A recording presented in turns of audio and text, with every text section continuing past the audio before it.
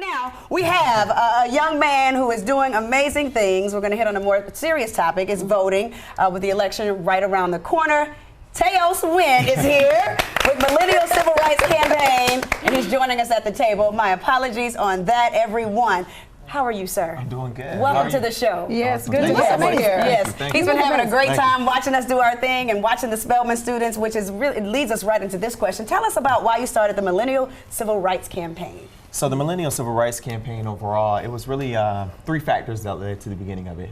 The first one was an interview I saw with former President Barack Obama, where he really challenged people to not only observe and analyze the issues that are occurring in society, but take it a step further and create spaces and cultures that we want to see in society. Right. And then from there, really just the surrounding issues ultimately going on a national scale, all the tensions, the racial rhetoric, all the things that are going on.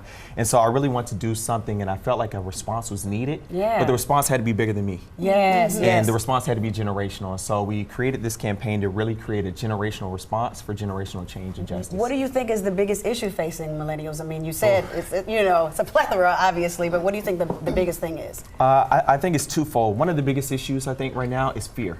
A fear of being next in a lot of regards. When we talk about police brutality, when we talk about gun violence, when we talk about the burden of student debt, the fear of being next. I think the second thing is really frustration.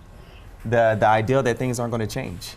And the interesting thing is I had a conversation with Ambassador Young last week. And in that conversation, he was talking about the difference in our fight versus their fight in their generation. And one of the main things he said was in their day, they were gaining progress.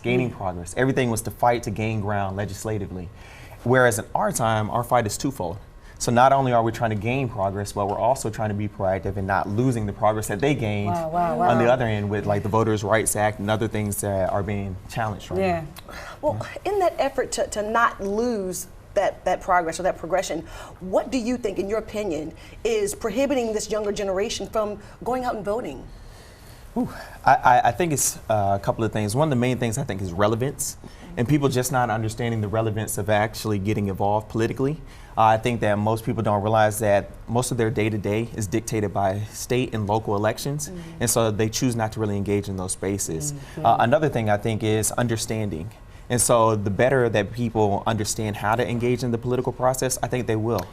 Can I insert this? I think the idea comes from we know the president is the big kahuna. He's the big guy. He's the one who runs it all. That's what we think. So we think if we put the person that we want in office, then everything will change on the lower levels, when it should be reversed. It should be reversed. I think we need to start preaching that and actually making sure that we're drilling that in the young people's minds, that the power it's on a local level, right? First, absolutely. Yeah, I think that needs to be stated. Absolutely. Yeah. What do you think that millennials and Gen, what do you call them? Gen Z. Gen Z. Yes, Gen Z. Gen X's and Gen Z. What do you think that millennials, younger people, what do you think that they're thinking right now about this current election, especially with all of these candidates?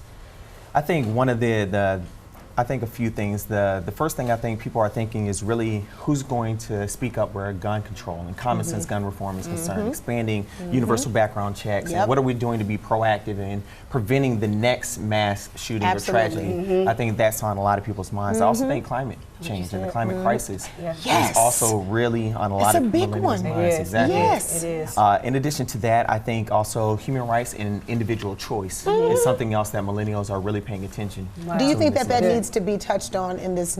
That is what the millennials and Gen Z are looking forward to seeing in the debates? Absolutely. People touching on that? Absolutely, I think so. I think those are going to be hot topics. We want to have you on a little bit later on in this month because we want to continue this conversation. Because we want to continue to hear from you. You're a brilliant young man. So glad you are here. To keep up with all the things Taos is doing, please visit millennialcivilrights.com. Let's give it up for this amazing young man.